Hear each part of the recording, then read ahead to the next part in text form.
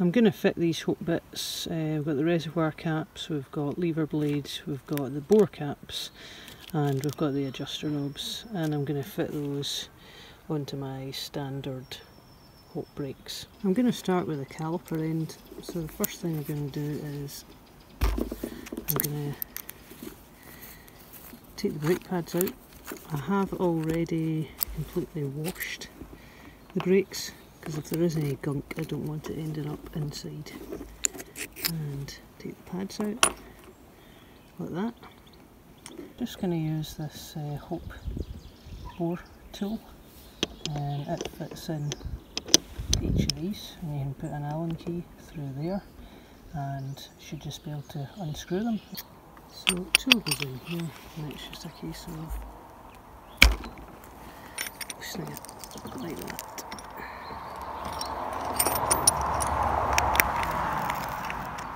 Now I'm trying to keep this caliper as horizontal as possible so that no fluid leaks. So I'm just going to set that in and tighten it up.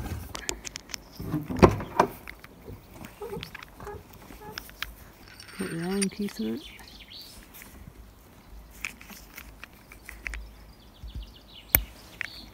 Okay, that seems pretty tight. Well, that was easy. So, same thing with the other one. Just reinsert the pads, like I've done here, and that is the finished article. So, onto the lever. The first thing I've done is I've removed the wee circlip that was round here. The next thing I'm going to do is loosen the wee grub screw in there, and that will allow me to remove this pivot, which will let me get the lever out. So I've got the Allen key in there, and this only needs loosened just so I can get that pivot out. As you can see, my pivot here is really stuck, so I think I'm going to have to get something from underneath to punch it out. I managed to get my pivot bolt out. As you can see, it's a wee bit corroded, so I'll get that covered with a lot of grease and maybe sand it down a wee bit before putting it back in. One thing to be aware of is the spring here. So when I pull this lever out, this spring may ping out. So that's the assembly all off. That's the pivot bolt. That's one of the adjusters that will need replaced. Here was the spring, so the spring will get swapped across to the new lever, and this will also get replaced as well. So after a bit of jiggery pokery, I've managed to get the circlip off there. That's it there, and I've got my new lever and my new reach adjust, and the circlip's going to go back on here. The circlip goes on a lot easier than it came off. I just managed to push that on with my fingers. So I've also removed the circlip off here. Here it is.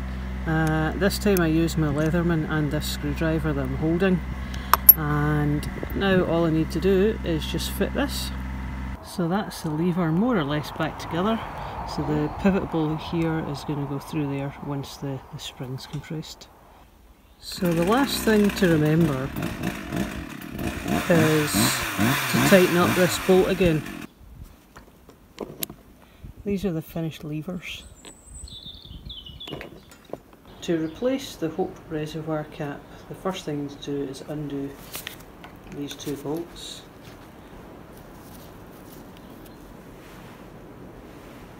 And the reservoir cap should just pull off like that.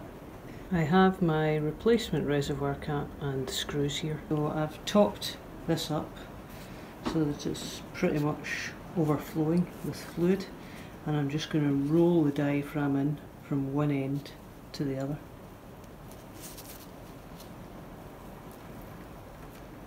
Like that. And then I'm going to put the cap on top of that. I've got the cap on. I'm holding it down quite tight just until I get the screws in. Once the screws are in, it's just a case of getting them tightened up.